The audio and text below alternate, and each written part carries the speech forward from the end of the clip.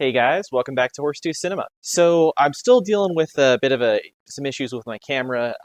It's not working the way it normally does.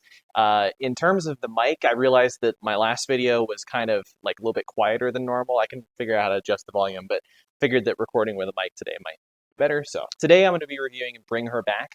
This is the sophomore feature from Danny and Michael Philippou. This is, of course, their follow-up to the film Talk to Me, which definitely took the festival, like the film festival world by storm, and even the horror world by storm. I think that film really illustrates their journey of how they came to filmmaking through YouTube. From what I know about their channel, it was very much like epic prank adjacent, and it was kind of about these guys doing dumb things in public for views. And one thing that's very key to the success of those channels, for better or worse on YouTube, is this kind of like mean-spirited, like misanthropic energy. Which is why I thought it was a really cool idea when they decided to transition to horror filmmaking with their film Talk to Me. You know, a film that also has a very kind of mean-spirited energy to it. You know, it's about characters sort of doing this internet challenge with this cursed item.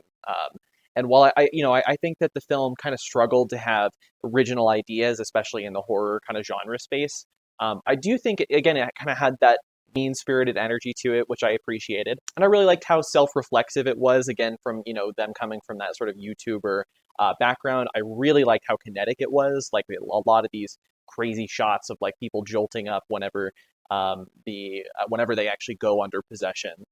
With sort of the ritual that they have. So while I was ultimately mixed on the film, I was still really excited to see what they would end up doing next. And this film is about a brother and sister whose father dies towards the beginning of the film, and they go to live with a foster mother, played by Sally Hawkins.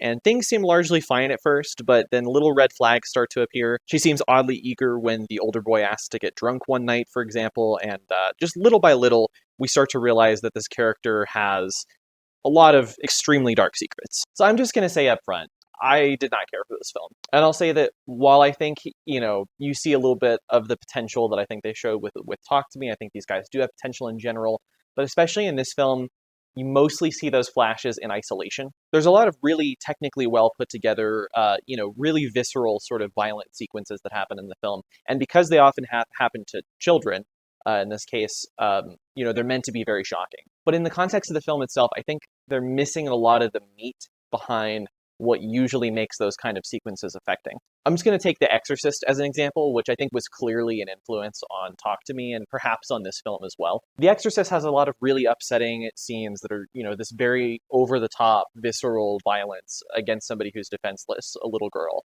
But I think on rewatch, what continues to make those scenes in The Exorcist very visceral and upsetting for me, is less the violence itself. It's less the violent acts, the sort of spazzing around, the going down the stairs backwards, vomiting blood, all this stuff. It's more the everything around that. It's basically how you know that all this is tied to that relationship between Chris and Reagan. That mother-daughter dynamic, and especially Chris's sort of grief and like her inability to understand what it is that's happening to her daughter, despite all of these efforts that she's going through to try to figure it out. That's incredibly scary, and I think that's the fact that you have that context really adds to the violence, and when the violence hits, it's those ideas hitting at the same time. The violence isn't just there to shock, it's actually showing you the consequences of the real horror of the film. And I think the problem with Bring Her Back is that these characters, where, like I said in The Exorcist, they're very well fleshed out. These characters just feel more like outlines. There's an outline of the brother being very kind of protective of his sister, who's largely blind. And, the sister still having a lot of agency for herself and wanting to sort of, be more independent and sort of break free of that a little bit. But this idea isn't really developed in a very deep way throughout the rest of the film, and neither really is, any sort of other aspects you could put together of their relationship. And the Sally Hawkins character, too, while I really did like her performance as Ma, I don't really think that the details sort of, I don't really think we learn a lot more about her throughout the film. Not too much that we couldn't have already guessed too long after meeting her. You don't necessarily feel the same kind of deterioration of the character and the different pieces of context that are added to the character in the same way that you do with something like Kathy Bates in Misery. which I think is definitely a performance that she was, influenced by for this. The other big issue that I had with the film, kind of related to what I'm talking about here with lack of characterization, is who the violence happens to in the film, and more importantly, why. Talk to Me is a film that's very violent, and I think is similarly to this film trying to be very shocking, but it has characters that are flawed and that are doing this sort of like internet challenge in the film for fame to a small extent, but more for just like sort of excitement. And they're not only hurting themselves, they're hurting like their younger siblings, like, the brother that they bring into the challenge. They're sort of inflicting this onto people that don't deserve it. So when you see the violence happen to the innocent person, you understand where it came from as like a, cause and effect sort of thing. It's a very sort of like, trope in horror of like you made a deal with the devil and it has consequences for innocent people. Whereas in Bring Her Back, not only do the kids not deserve the violence that happens to them, of course, but there's also not really the same kind of like they made a deal with the devil kind of situation. It's just this much more like hollow, like nihilistic point of view of the world of, kind of bad things happen to good people. And, I think that there's value in that to an extent. Like there's definitely horror movies where, that can be a message and it can be effective depending how you do it. But as I've said, just with the lack of characterization, I just don't think that it has really the writing to back up something that overtly nihilistic, that overtly hollow. And lastly, the other thing is I found this to be a massive step down in terms of directing, just from the point of view of like filmmaking chops. I've talked about how I think Talk to Me had this very kinetic style.